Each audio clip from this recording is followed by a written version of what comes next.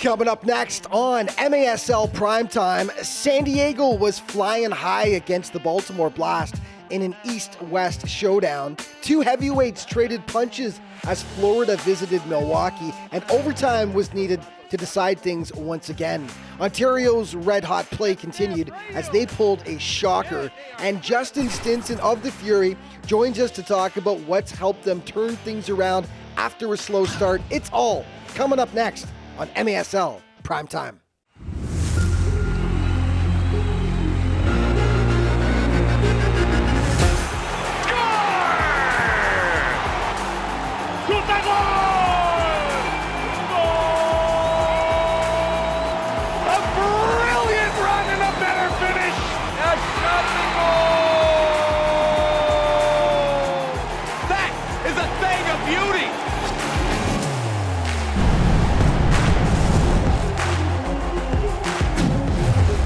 This is MASL Primetime. Welcome back, everyone. I'm Alex Bastiavansky. The East-West Interconference games continued last weekend, and on the schedule was one of the most highly anticipated contests of the season. San Diego and Baltimore are two of the most successful franchises in the history of the arena game, but while the Sockers have been their usual dominant selves thus far, the same can't be said about the Blast. They've really lacked the consistency that's led to them being MASL champs 3 of the last 4 seasons. The last time these two squads went toe-to-toe was back on January 25th. Baltimore triumphed in a physical contest where tempers flared, so San Diego was looking for revenge in the rematch. Highlights in this segment are brought to you by Mitre Soccer. Mitre is the official soccer ball of the MASL. While San Diego's comfortably in second spot out west, Baltimore is clinging to the 4th and final playoff spot in the East. No scoring until the second quarter. Taylor Bond bangs in the rebound there to give San Diego the lead. Less than 2 minutes later, Mohamed NJ sneaks it past Boris Pardo to make it a 1-1 soccer game. Second half, now the ball pops right to Craig Childs, and the San Diego Sockers' all-time leading scorer heads it home, pays the price in the process, but he'd be okay. Case in point, 3 minutes later, Childs feeds Brian Farber, and he pads their lead to 2 goals. And then one of the goals of the week, Hiram Ruiz on his bicycle. I mean, this one, absolutely gorgeous. He gets up for it and knocks it in. Stunning. San Diego takes the rematch as they avenge their earlier loss to the Blast, and they cruise, and this one to the 5-1 win. But they ran into one of the hottest teams in the league, the Ontario Fury. Winners of 4 straight, 2:59 in. Justin Stinson converts the sweet pass from Juan Topete.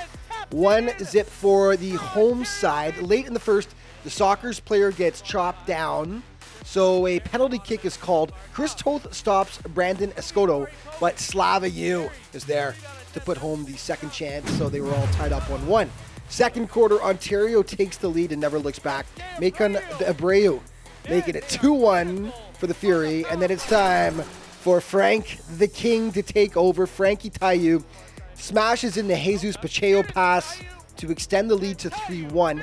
It stayed that way until the fourth quarter, where Frank just continues to shine, splitting the wickets here on Pardo, and it's 4-1 Ontario. San Diego getting one back. Leo de Oliveira going bar down to cut the deficit to 2 goals, but Juan Carlos Gonzalez annihilates the poor Mitre ball with that shot. That made it 5-2. Keep your eye on the Fury down the stretch. They've won 6 of their last 7 after a slow start. Frank Tayu loved his team's effort. You know, we knew we had to make a statement win.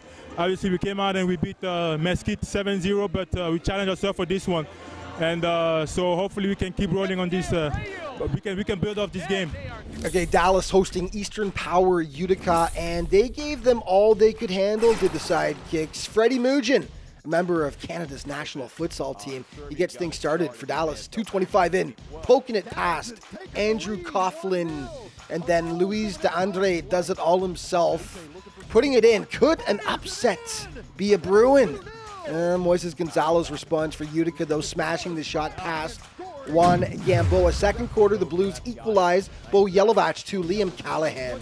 Nothing Gamboa could do about that. 2-2. Fourth quarter, With the score tied, Andrade has a penalty, which he converts to make it 7-6, but in the dying seconds, Jake Schindler ties it up for Utica. This one went to a shootout. This is Utica's only goal, but it was all they would need, as it turned out. Dallas couldn't make a single tally past Andrew Coughlin. So UCFC getting pushed to the limit in this one, but they do escape with the win. Coughlin shared his thoughts afterwards. Yeah, we knew today was going to be a grind, and obviously Dallas was fresh, and they gave us their best game, and it was definitely hard for us, and we just got lucky to get the win. Okay, let's take a look at your MASL points leaders. Here we are through 13 weeks of play. Leo Gibson still on top with 45, followed by Enrique Cañas and Frank Teyu tied with 40. Vinny Dantas, Nick Pereira tied with 38, and Michael Ramos 37.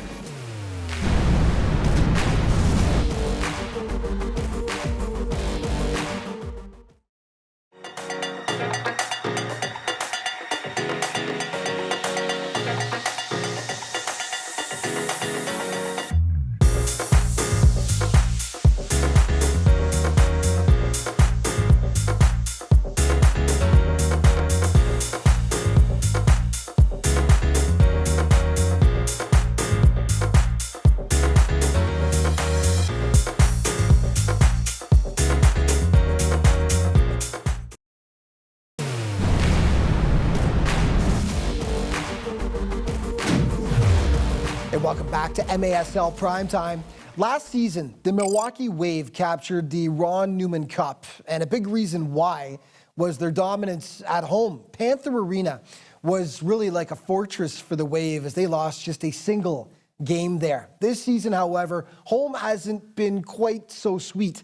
The Wave had already lost 3 games there heading into Week 13, including an overtime encounter against the first place Florida Tropics. Well, FLA was in town once again last Sunday, and the two squads combined for another classic. These two squads have had some epic battles this season, and this contest was no exception. No scoring until the second quarter. Andrew Wideback makes it 1-0 for the Wave. Victor Pereiras responds for the Tropics, dialing long distance, hammers it. 1-1. Ian Bennett working his magic here, though, turning Gordy Gerson inside out, and how about this finish? Take another look at it. Boom, top shelf past the keeper. 2-1 Milwaukee. Back and forth they went, trading punches like a couple of prize fighters. Guillermo dos Santos evens it up again. Second half, FLA takes its first lead. Lucas Teixeira, one-time perfection, makes it 4-3. Fourth quarter, Tropics up 5-4 at this point. Sir Alex Bradley tying it up. This one needed overtime to get settled. Chino got past Ruggles. Chino trying to come in on the break. He comes in, shot and a goal!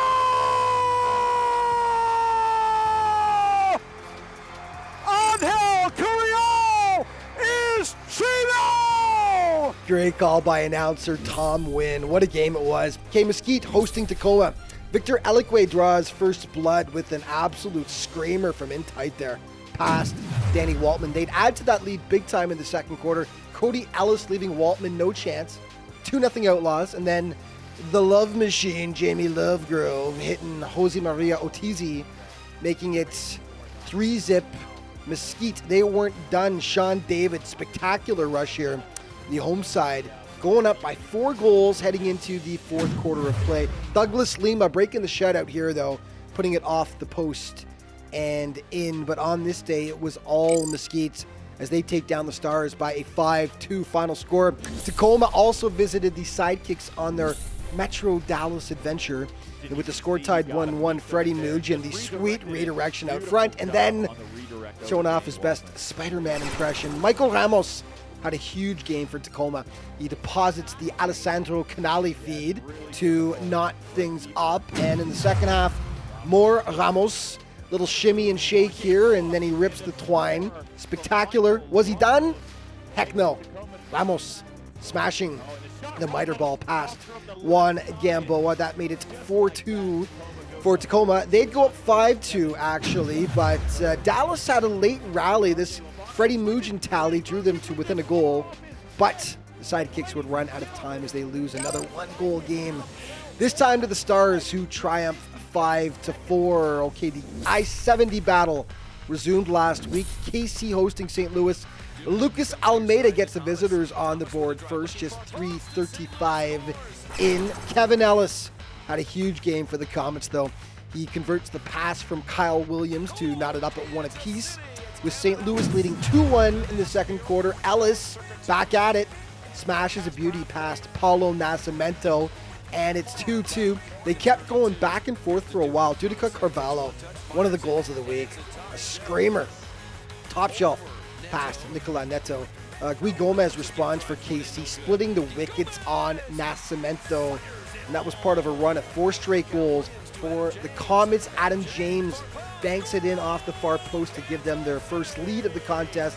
They would end up pulling away in the end, taking down the ambush by a 10-6 count in front of a good crowd in KC. See, the Blast was looking to get back on track after that loss to San Diego. They were in tough against Harrisburg, though. Up 1-0. Tony Donatelli makes it a 2-goal bulge. On to the second quarter. Dom Francis hammers a one-timer past William Van Zela to make it 2-1. With the score tied 3-3 in the third quarter, Jamie Thomas gives the Blast back the advantage. Once again, though, Harrisburg refusing to lie down. Tavoy Morgan falling down, still making it happen, though, and it was a 4-4 soccer game. Finally, the Blast delivered the death blow. Vinny Dantas with what would prove to be the game winner as Baltimore finishes strong and take down Harrisburg 7-4. K Mesquite hosted Eastern Power Utica City. Moises Gonzalez was just absolutely on fire in this one for the Blues. 2:39 in, the gorgeous one-timer, making it 1-0 for the visitors. But then Utica getting its pocket picked right here. Bradley Baladez saying thank you very much. Back to Gonzalez, though, wide open on the far side. That makes it 2-1. And then Nate Bordeaux hammers home the second chance here, and Utica's lead is now 3-1. Bo Yelovach, so tough to contain. 2 goals on the day for the big man, this being the nicest. What a touch. Mesquite's had a late push, but it wasn't enough to make up the difference as UCFC take this one by a final of 8-5.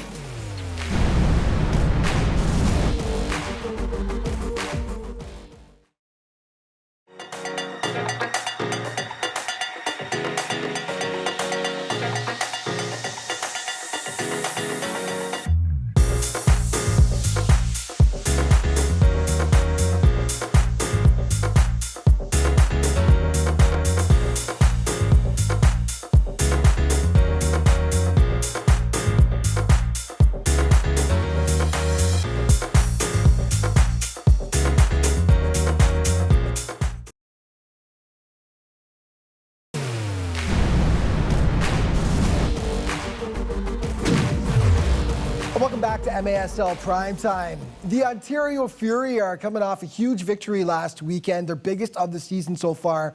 And here to talk about that and their play so far this year is Fury midfielder Justin Stinson. Justin, thank you for taking the time today.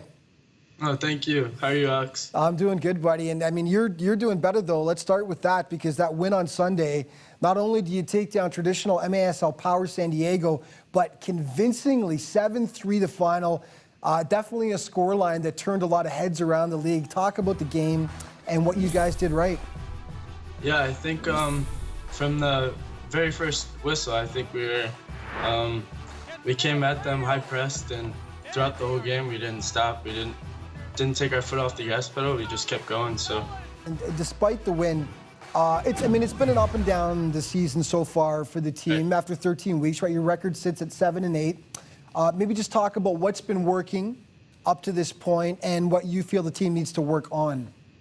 Yeah, I think, of course, no one wanted to start out the way we started, but we did a few adjustments throughout the season, and I think we're finally in the path where we can make something good out of this.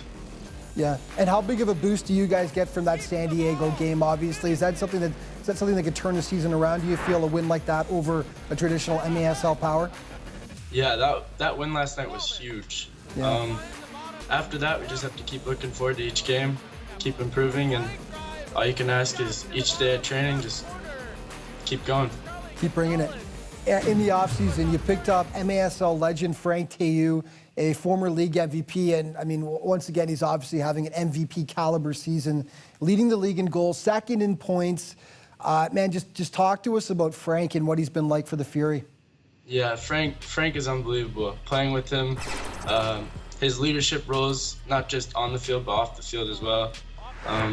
Yeah, he's a good person to be around for a whole season. Yeah, I knew right when I first met him that he was big time. Just right when you meet him, you can tell. The way he brings it every day in practice, it's unbelievable, honestly. Rubs off on the teammates too, huh? Exactly. The quality of play, yeah. For you, this is your third MASL season now. You had your rookie season with St. Louis and you only got in a few games. Last season with St. Louis as well. Your first year with Ontario, though, you sit third on the Fury in scoring. Maybe just tell us what brought you to the arena game in the first place and how did you find the adjustment at first? Yeah, so I did 2 years of JUCO college, outdoor. School isn't my thing, so I was just playing Monday night pickup leagues. The coach from St. Louis saw me play, asked me to come out, and signed me the next day. And how did you find the adjustment? Had you played arena soccer before? I actually haven't, but being with a lot of veterans last year helped a lot, teaching me the game. And do you find someone like, we talked about Frank a moment ago, is Frank sort of a mentor in that sense as well, someone who obviously knows the arena game inside out? Oh yeah, like I said, having him around helps a lot. He teaches me the game every day. I learn something new from him every day, so yeah, having him around definitely helps. So down the stretch here, as I mentioned, a 7-8 record so far. You guys are, I mean, you're challenging for that final playoff spot. Do you watch the standings, or is that something you guys just try to put out of your mind and just get the wins? Yeah, after the way we started, it's kind of hard to look at the standings. So yeah, we just take each game one game by game. So take it as it comes. Listen, congratulations on the huge win over San Diego on the weekend. And man, good luck down the stretch in pursuit of that last playoff spot. Thank you. I appreciate it, Alex. Thank you. Okay, it's been a tough first season for Rochester, and things caught no easier against powerful Florida. Antonio Manfoot getting the home side going right there. And then just before the buzzer, Lucio Gonzalez making it 2-zip FLA. In the second, the Lancers get one back. Michael Cunningham cutting their deficit to a single goal with the nice strike. The Tropics would reel off 10 straight goals, though. Dr. Ruggles making it a 3-1 game, and then Drew with the cheeky little header increases their advantage to 3 goals. Nice passing here. Even better finish by Anthony Arrico to make it a 5-1 game, and the Tropics just waltz in this one. 14-3 your final. Robert Acosta feels this team is just getting going. I mean, it's just getting better and better every game. I mean, we're in a system at this point. We understand our roles and responsibilities, and so the mentality every single game has come out with the championship mentality. So all the small details, all the little things to focus on, and tonight was just another example of taking care of business. Well, let's take a look at the updated standings then through 13 weeks of play. Florida continuing to lead out east, Utica second, Milwaukee, Baltimore holding on to the last playoff spot if the season were to end today. Out west, Monterey dominant, running away with things right now. Just a single loss on the campaign. Keep your eye on Ontario, as we mentioned before, though, as the Fury are currently one of the hottest teams in the MASL.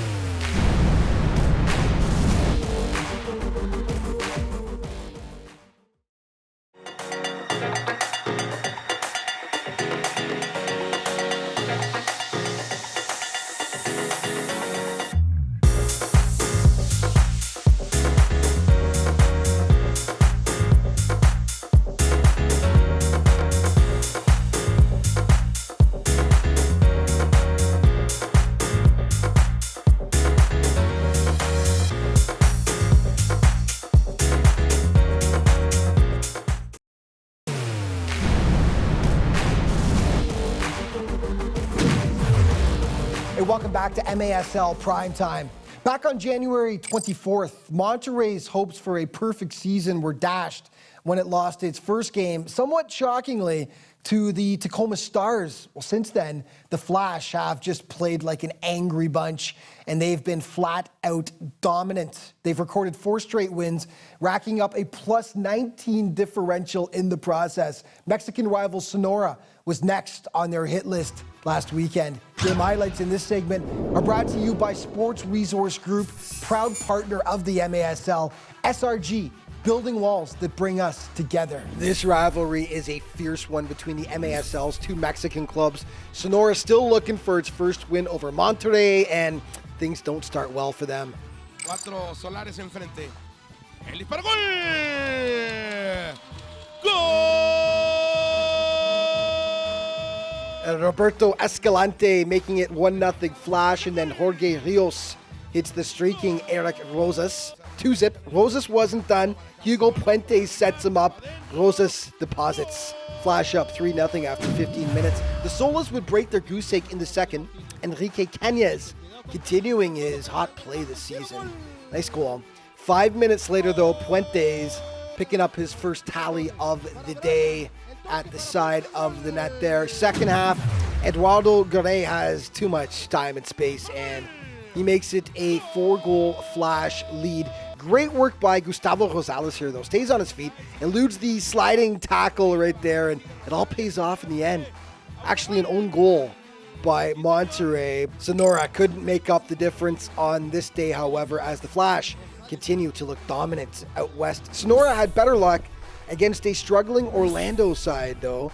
Javier Doram, right place at the right time here as he taps home the deflection. 1-zip Soles. 18 seconds after that, Rafa Tobias with a shot that had murderous intent. I mean, this thing would have decapitated the goalkeeper. It was tied 1-1 after that. Enrique Cañas challenging for the MASL points and goals lead, and he was dominant again.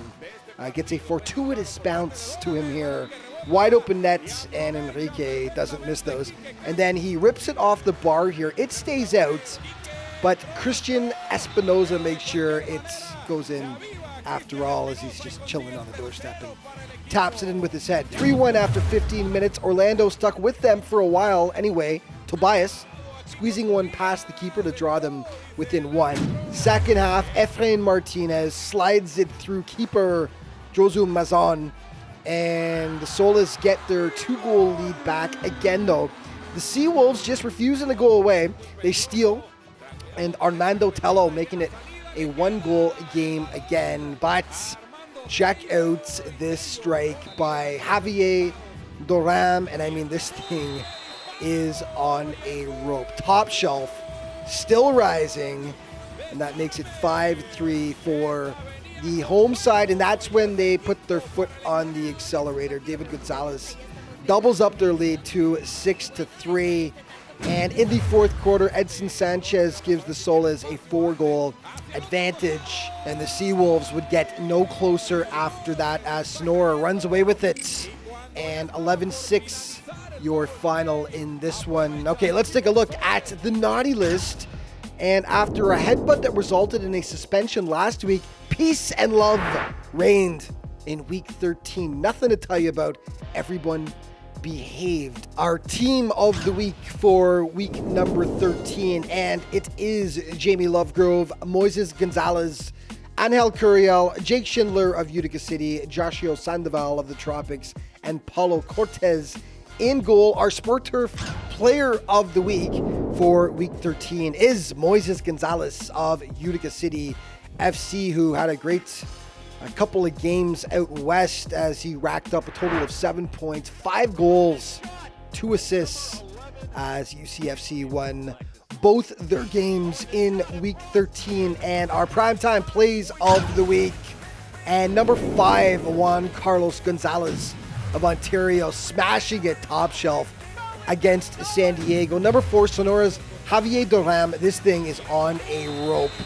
Beautiful. Number 3, Didica Carvalho of St. Louis with the perfect placement against Kansas City, just under the bar. Number 2, Ian Bennett, the Canadian assassin, with these sweet moves and even better finish against Florida as the Wave dropped the Tropics. And number one, San Diego's Hiram Ruiz on his bicycle, and not from an easy angle either.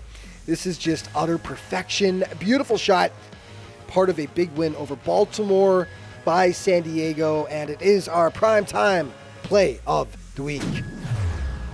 And we are all out of time for today, but just a reminder, MASLsoccer.com is your home base for absolutely everything in the Major Arena Soccer League, and there's all kinds of other social media to keep you up to date as well. Thank you so much for watching. We'll see you next week.